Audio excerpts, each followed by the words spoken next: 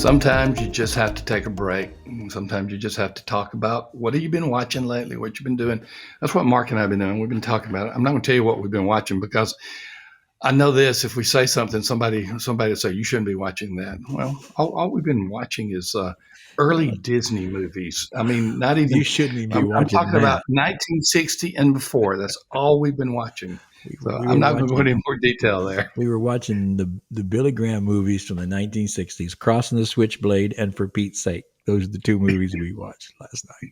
That's exactly what we were talking about. We're not watching dirty movies, folks. In case you're wondering that what we're saying, what we're not saying, is something like that. Just saying we're just going to leave it there because we are talking about revitalization, and we're talking about overcoming the fears of revitalization. Let me give you a review, quick review, before Mark, the international harvester, savvy savant man, begins to guide us in this. First episode, overcoming the fear of failure, overcoming the fear of comparisons, overcoming the fear of loneliness.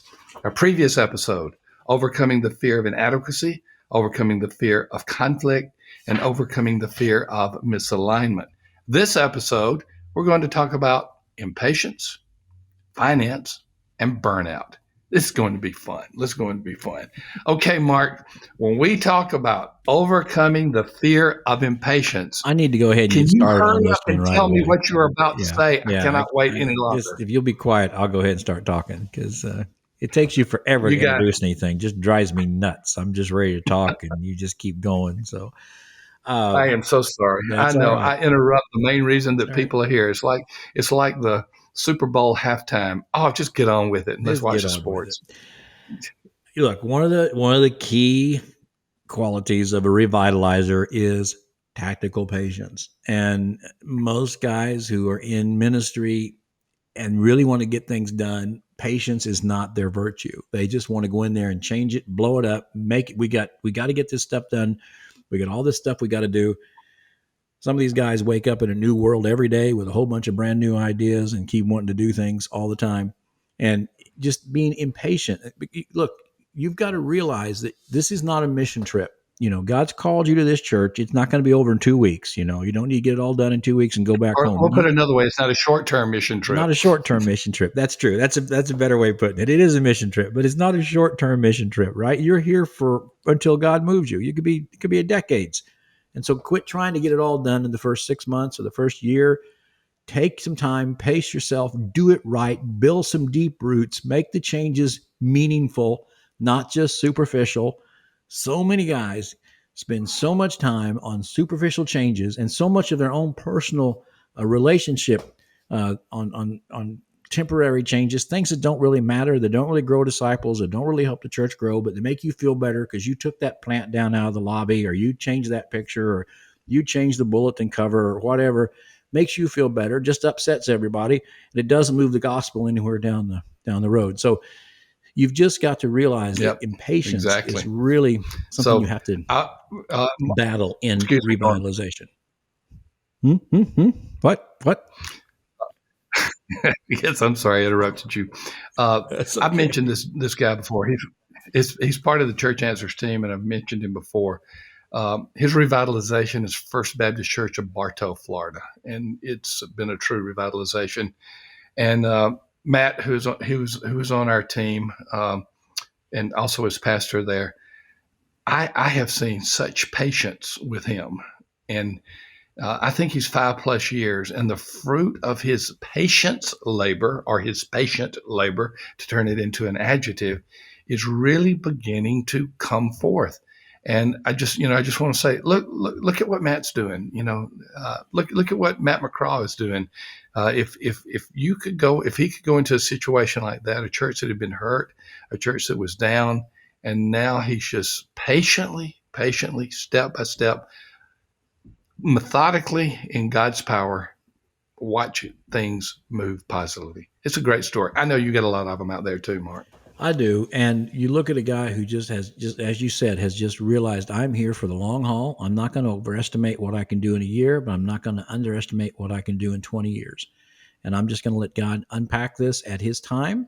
And I'm going to not get ahead of him and not get behind him. And so, in that regard, one of the key things you can do in impatience is to be so in tune with the Holy Spirit that you are really on the same page with Him, and you're moving at the pace that Christ wants to move in that church, and you're not moving ahead of that, and you're not lagging behind it.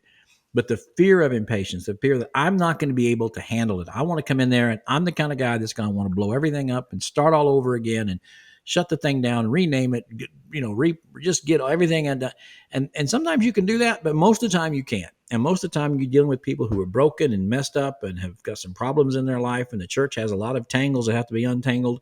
And you just have to take the time to do it. And you've got to find the patience to do it. And if you don't have the patience, you got to ask Christ to give you the patience. It's an opportunity for you to lean into Him to do for you what you can't do for yourself. But the fear of impatience is a huge issue in the lives of guys not wanting to go to a replant because they think, I want to go to a church plant where I can just take off and run.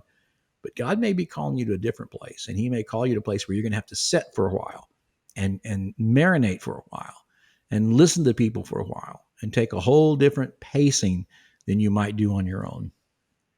The analogy of marriage is not perfect, but there are some carryovers there.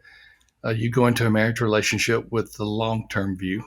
If marital bliss lasts a while in terms of each of you seeing each other as perfect, I think, mine was 3 or 4 days anyway. And before she realized some of the imperfections that were not there in our dating life. But you make the long commitment. And when you make the long commitment and you say, I'm sticking it out here, the fruit of it shows in later years. It shows through children. It shows through grandchildren. It shows through a legacy that you leave. And although you aren't necessarily making a lifetime commitment to a church, you are making a commitment to a church. So the analogy breaks down at the length of the commitment, but some of the principles are still there. It's a committed relationship. Absolutely. And I always tell guys, just because you don't change it doesn't mean you agree with it. And some guys think if it stays, if I'm the pastor, I got to change it because I don't agree with that. Well, you don't have to change it right now. Just because you don't, and I'm not talking doctrinal theology, I'm talking methodology, I'm talking building, I'm talking organizational structure, all that stuff. Just because you don't agree with it doesn't mean it has to be changed right now. It will be eventually, but it doesn't have to be done right now. And some of that's our pride. We don't want to feel like, we pastor a church that has a bad looking bulletin or a sanctuary that needs to be updated. Hey, this may not be the time yet. You got other things you got to do right now. And so you got to have some tactical patience and back off of that. Just because you want to do it doesn't mean the timing is right to do it. And so you've got to learn to have that kind of patience. And that's a really important part of revitalization, incredibly important part. Well, my first church, like your experience at Warnell, my experience at Hopewell, I didn't have to worry about the bulletin because I didn't have one. They never had one. I introduced the bulletin to this church. You And introduced the I bullets. typed it on a Corona typewriter every week. Every week I did. Let's be honest. And I wrote Every Saturday night about 10 o'clock. That's when you did it, probably. probably, and I actually put a pastor's column in it, so it was a newsletter and a bulletin. One part of it was a newsletter, the other part was the order of worship, and I had the most original name for my newsletter in my first church. What was it? It was called "From Your Pastor." From your Oh pastor. man, I could have what improved that. You originality! should have said from your pastor's heart. That's what you should have said. From your pastor's Yeah, heart. some of the things I didn't want to say from my heart. There's So somebody out there right now who has a column called From Your Pastor's Heart, and they just got real mad at me. So hey, from your pastor worked. And I even had a mail out list. I mailed it to about 20 people, yep. to my mother, my uncle, a few other people. But every week I would type it, print it. I'd have to go to whatever equivalent of Kinko's was. Maybe it was Kinko's back then. And then I would fold it, and then I would mail out some of them. All right. I introduced my church to technology, You the did. bulletin. Wow. You were way ahead of your Okay. time for once. The fear of impatience. Absolutely. The fear of finance. We alluded to this in an earlier episode. The fear of finance can come from one of two perspectives. It can come, am I going to be able to make it financially?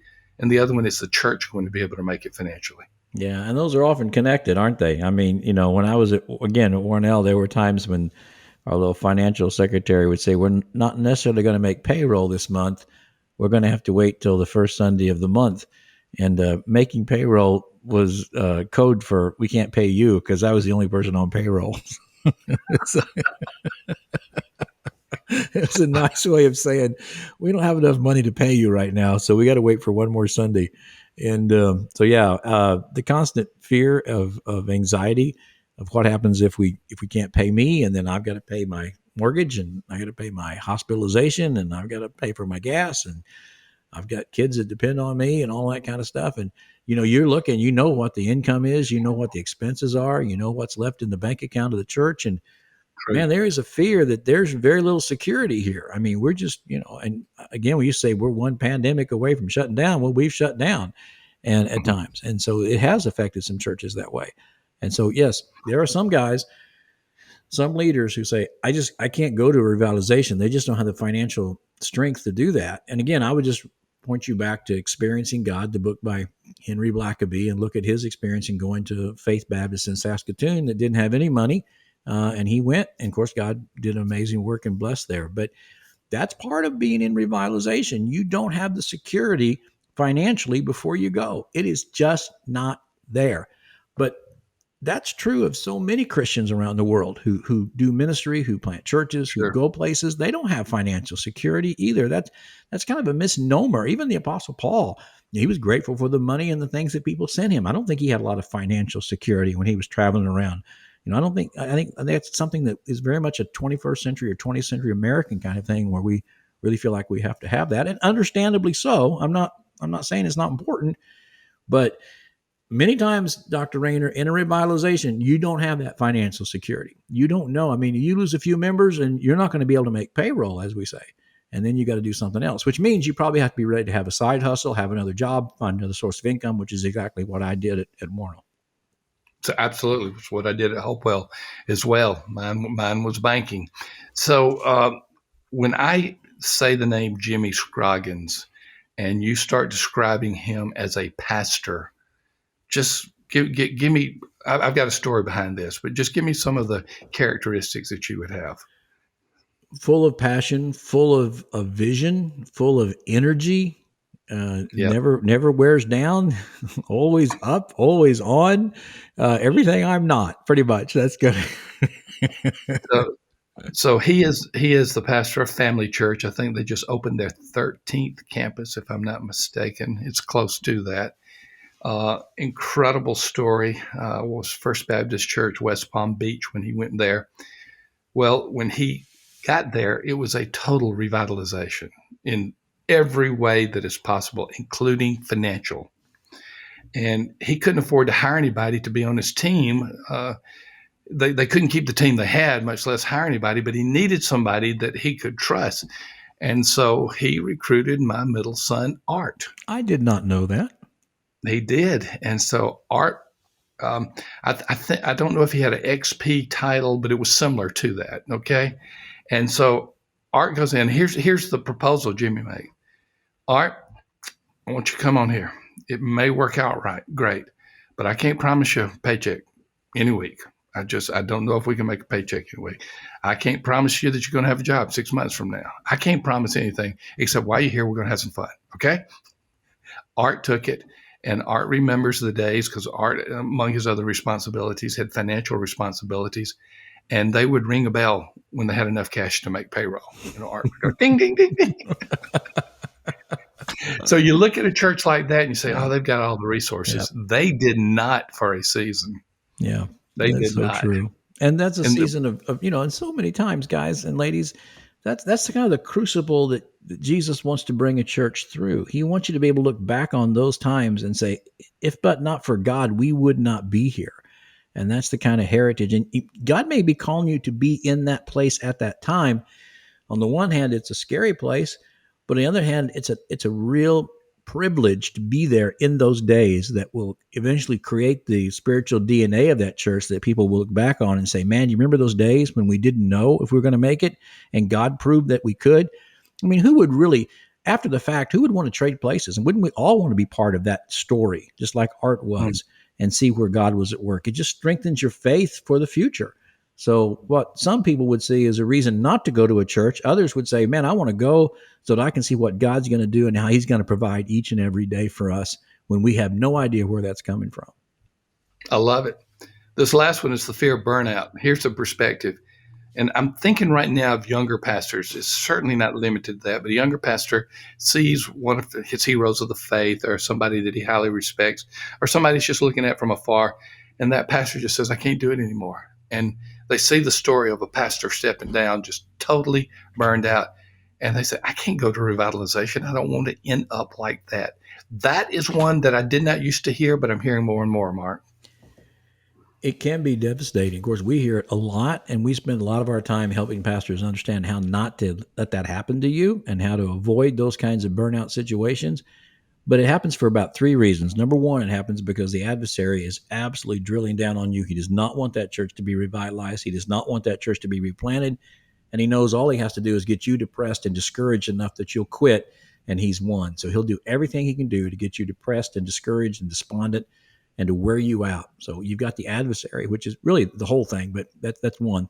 The other is you just have the like we talked in the previous podcast, loneliness and isolation in this place. And that makes burnout even more possibility.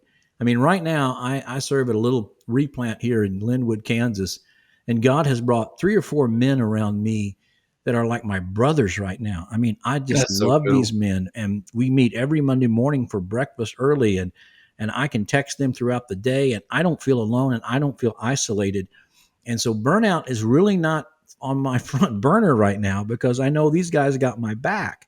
But man, if you don't have some people like that, I could see it absolutely can happen. So the loneliness can increase the opportunity for burnout, the adversary, the loneliness, and then we talked before the family situation. Oftentimes in a dysfunctional church, your family has to deal with all of that dysfunction even as they go to church, a place where they want to be fed, they want to grow spiritually, and it's a place that's often hostile to them, or at least just hostile in general. And so you have to really work hard at caring for your family, spending time with your family, dealing with family conflict at the same time you're dealing with church conflict, at the same time you're dealing with financial insecurity because the church can't pay you very much. All of those things lead you to a place where you go, I just want to check out. I can't take another day of this. I'm just ready to. And so burnout is a real experience that guys in revitalization have to battle on a regular basis. And it is one reason some guys say, I'm too fearful of burnout. I don't want to go to a place like that. You know, I'm thinking of the places I just came from this week in Alaska. Some of these churches have not had pastors for 2 years. They got paid Oh, for my. they got paid for buildings. Some of them have parsonages right there next door or in the community. They may not have 100 people, but they've got 25, 35, 40 people. You know, and the guy go, man, I don't know, man, moving my family up there and the financial insecurity. Look, I know all of that's true. But if this is where Jesus wants you to be, he can handle that, right? But again, sometimes it's that fear of isolation, that fear of burnout, what's going to happen, that keeps them from even considering going to a place like that. A good summary statement is what you just said. Jesus knows all about this, and He's got you in all of these fears. We've addressed 9 of them. If you've missed the previous 2 episodes where we addressed the first 6, go back and listen or view them. If you're on YouTube, this series is worthy prep for someone thinking about going into revitalization. Yeah, it It's really something. is. And the It's apostle, go on. I'm sorry. There's a bit of a delay between us here today for some reason. More than I'm normal. listening. Normally we have a delay between us. Anyway, it's just an age gap between the two of us, you know. But Yeah, right. yeah, but the Apostle Paul does tell the Corinthians. He says, "I don't want you to be unaware of the adversity we faced in Asia, for we felt we were under the sentence of death." And Mm. we've talked about nine things to be afraid of, or fears, or anxieties, and revitalization. And the Apostle Paul said, "Hey, we felt like we were going to die." And some of these things are really overwhelming. And he said, I don't want you to be unaware that we really felt like we were going to die. But then he went on to say, but this was so that we would no longer trust in ourselves, but in God who raised Jesus from the dead.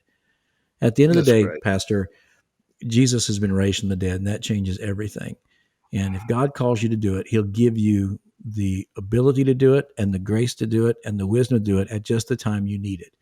But you're going to have to really lean into him and not your own understanding. The reality is, Dr. Rayner, you may be able to go to a county seat First Baptist Church and do it in your own flesh for a number of years. I mean, I'm not saying you could do it well, but you may be able to do it. But you're not going to go to Revitalization that's got no money and it's misaligned with everything else, and the people are a hot mess. And you're not going to be able to do that in your own power. He's either going to lean into Christ and he's going to do it through you, or it's not going to happen. And that's what we're talking So about when we good. talk about revitalization. Hey, before we go, I don't want this particular episode to have the deficit of no mention of the International Harvester hat. We mentioned it in the previous two. We put it in the show notes. One more time, Mark. Well, if you're listening, If just they've listened to the previous two, they'll know what you're about to say. But introduce International Harvester Hat 2.0. yeah, if you're just listening, you're not watching, get on YouTube because it's worth it just to see the beauty of this hat. I mean, we've worn the International Harvester hat for 4 years. We called Case IH. They allowed us to get the hat, put our logo on it, and talk about it the way we do. Which International Harvester is a great company. I drove a Scout for years. I like Farmall tractors, so I'm all over that. But Yeah, also, me too. yeah, but also Jesus is the International Harvester. And we'll put it in the show notes like we did before, the song that describes what the International Harvester is, that Jesus is International Harvester. But for 4 years, we've given about 1,000 of these hats away. But we decided, it's like the NFL. Every couple of years, every year actually, they change their hats. Well, this is the newest hat. It's 2.0, brand new. The pastors up in Alaska this week got the first ones. We got a whole warehouse full of them, and we'd be glad to let you have one for free if you just simply just follow us, or rather, I should say, just go to the website, replanthats.com, replanthats.com. It'll be in the link, and we'll send you a hat. But you got to promise to wear it, put it on social media, and tell people that Jesus is the International Harvester. I love it. I love it. Well, thank you, Mark, for this 3-part series, 9 fears that leaders have or prospective leaders have in church revitalization. I'm not going to review them all. You can look at them in the show notes, or you can go back and view or listen to all of these as a group. If you're thinking about revitalization, this is a good series to be in. If you're in revitalization and you're hitting some of these fears, it's a good series to really just absorb and think about for a while. So thank you, Mark. Thank you, Amy. Thank you, Akeem. Thank you for the whole team on what you're doing, and continue to be with us at Revitalize and Replant, where we're helping get churches healthier together.